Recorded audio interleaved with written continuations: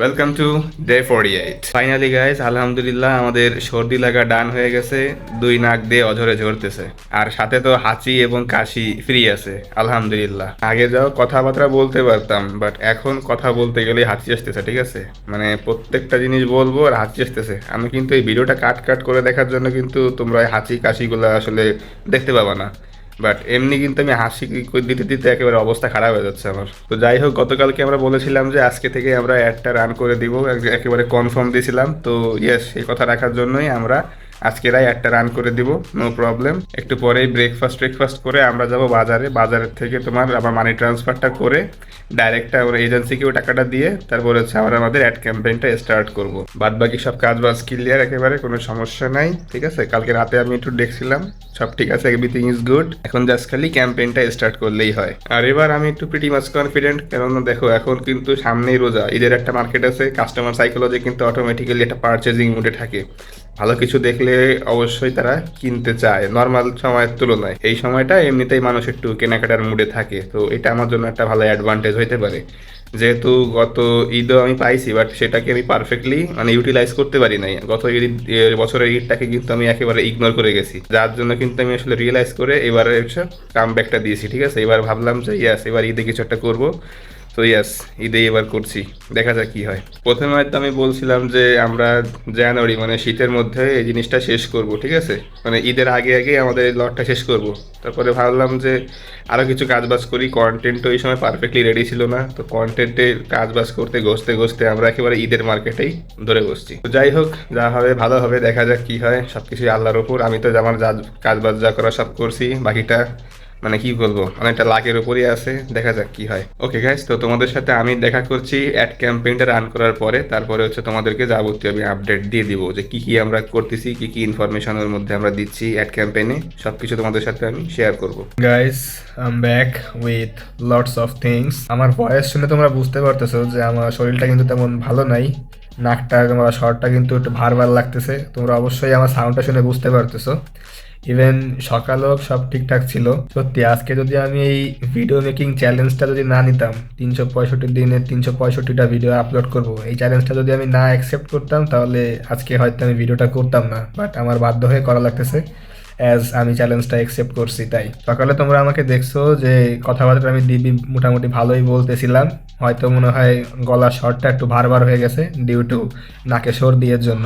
But যত বেলা আসলে তোমার পার হতে থাকে, আমার অবস্থা আরও মানে ক্রমে খারাপ হতে থাকে। প্রথমে আমার কাশি শুরু হয়, তারপরে আমি হচ্ছে অসুস্থ হয়ে মানে শরীরটা খারাপ যেহেতু দুপুরে পরে শুয়ে গেছি। ঠিক আছে, ইভেন আজকে লাঞ্চও আমি করি নাই, ঘুমাই গেছি। অ্যান্ড ঘুমের মধ্যে আমি নোটিস করি যে আমার প্রচন্ড পরিমাণে জ্বর, ইভেন এখনো জ্বর আছে। সকালে বাইরে গেছিলাম টাকা ভরতে, যেহেতু অ্যাড ক্যাম্পেইন চালাবো।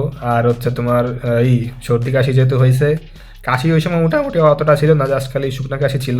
তো যার জন্য নর্মাল ওষুধ নিয়ে আসছি, জ্বরের জন্য আনি নাই। রাইট নাও জ্বরের ওষুধ খাই নাই বলে এখনো আমার জ্বর আছে, জ্বর মোটে পড়তেছে না, বুঝতে পারছো? আর যখন আমি কাশতেছি মনে হচ্ছে আমার মানে ভিতরে জানটা মানে বেরোয় আসতেছে। মানে কন্টিনিউয়াসলি এত পরিমাণ কাশি হচ্ছে, মানে কাশিটা ভালো মতো হচ্ছে না, আর সর্দিও অঝরে পড়তেছে। আর মাথা তো গরম এখন অলরেডি আছে। তো হেলথের অবস্থা খুবই খারাপ। আর আমি আসলে বুঝতেছি না যে কেন এত অবস্টাইকেলস আমার সামনে আসতেছে। একটা ভালো করে রান করব, ক্যাম্পেইন চালাবো, তা তোমাদেরকেও বললাম যে আজকে এরা কনফার্ম। বাট কোনো মতে আসলে আমি আমার টার্গেটটা ধরতে পারতেছি না। মাঝে তোমার এই যে মাংস ফোলার সমস্যাটা হলো, ওই নিয়ে এক গেল ঝামেলা। এখন আবার ওইটা শেষ না হইতে হইতেই তোমার এই সর্দি কাশি জ্বর, মানে একটার পর একটা লেগে আছে। আসলে আমি কাজটা মানে করব করব করে করাই হচ্ছে না, করতে পারতেছি না, বারবার বাধার শিকার হচ্ছি। আমাদের একটা কথা হয়তো থাকতে পারে যে ভাই আপনি তো জাস্ট খালি অ্যাড ক্যাম্পেইনটা রান করে দিয়েই নিরিবিলি শুয়ে থাকতে পারেন, এত কোনো প্যারা হবে না। আমি বলি আমি কেন এই কাজটা করি নাই, অ্যাড ক্যাম্পেইনটা কেন চালাই নাই। প্রথমত আর মানুষজন কিভাবে তাদের ডিলটা ফাইনাল করে সেটা আমি জানি না, বাট আমার বেশিরভাগ কাস্টমার পারচেজ রেটটা আমার ভয়েস মানে ফোন কলের থ্রুতেই আসলে হয়ে থাকে কম্পেয়ার টু টেক্সট। আমার যত কাস্টমার আছে তার বেশিরভাগই তাদের সাথে ফোন কলের মাধ্যমে আমরা কেনা বেচাটা করি, পারচেসটা হয়। আর পার্সোনালি আমি নিজেই কথা বলাটা খুব পছন্দ করি, কারণ একটা কাস্টমারের সাথে আমার ডাইরেক্ট একটা ব্র্যান্ডের একটা বিজনেসের ফাউন্ডারের সাথে কথা হচ্ছে, আমি যে মেইন লোক তার সাথে কথা হচ্ছে, যার ফলে কিন্তু আমাদের একে অপরের আন্ডারস্ট্যান্ডিংটা, প্রবলেমটা আমি অনেক কিছু জানতে পারি তাদের কথা বলার মাধ্যমে, ঠিক আছে। তাদের কাছ থেকে যে ইনফরমেশনগুলো আমি পাই সেগুলো খুবই গুরুত্বপূর্ণ আমার কাছে, এবং তাদের সাথে সেই কমিটমেন্ট, সেই সম্পর্কটা আমি বজায় রাখার চেষ্টা করি, যেটা কিন্তু মেসেজের মাধ্যমে খুব একটা সম্ভব না। তো এখন আমি যদি অ্যাড ক্যাম্পেইন চালাই, তাহলে একটা কাস্টমারের সাথে যখন আমার আসলে ফোন কলে বা যে কোনোভাবেই কথাবার্তা হোক না কেন, আমাদের কিন্তু ফার্স্ট ইমপ্রেশনটা বা প্রথম কথাবার্তাটা কিন্তু ভালো মতো হইলো না। সে যখন আমার সাথে কথা বলবে, যখন দেখবে যে আমি কন্টিনিউয়াসলি কথার মধ্যে কাশতেছি, বারবার বাধাগ্রস্ত হচ্ছি, তখন কিন্তু একটা নেগেটিভ ইমপ্রেশন ক্রিয়েট হয়, যেটা তো তার অবশ্যই ভালো লাগবে না, আর আমার তো ভালো লাগবেই না। এছাড়াও যখন অর্ডারটা ফাইনাল হয়ে যাবে, প্যাকেজিং করা কিন্তু খুব টাফ। টি শার্টটা আমার রেডি করতে হবে, সেটা ফোল্ড মোল্ড করে অনেক কাজ আছে, ঠিক আছে। জাস্ট খালি টি শার্টটা বের করলাম আর প্যাকেটে বললাম, ব্যাপারটা তো ইজি না। আমার শুরু থেকে টি শার্টটাকে চেক টেক দিয়ে কিউসি টিউসি আরও ভালো মতো কমপ্লিট করে, প্যাকেজিংটাও সুন্দর করে দিয়ে, আমার কিন্তু সেইটা রাইডার যে আছে তার কাছে দিয়ে পর্যন্ত আসা লাগে। আমার যে এরিয়া, এখানে অনেক সময় রাইডার আসেও না, রাইডার একটা নির্দিষ্ট জায়গায় দাঁড়ায় থাকে, আমাকে বলে যে আপনি দিয়ে যান, এসে দিয়ে যান, তা আমার কিন্তু এখানে যাওয়া লাগে।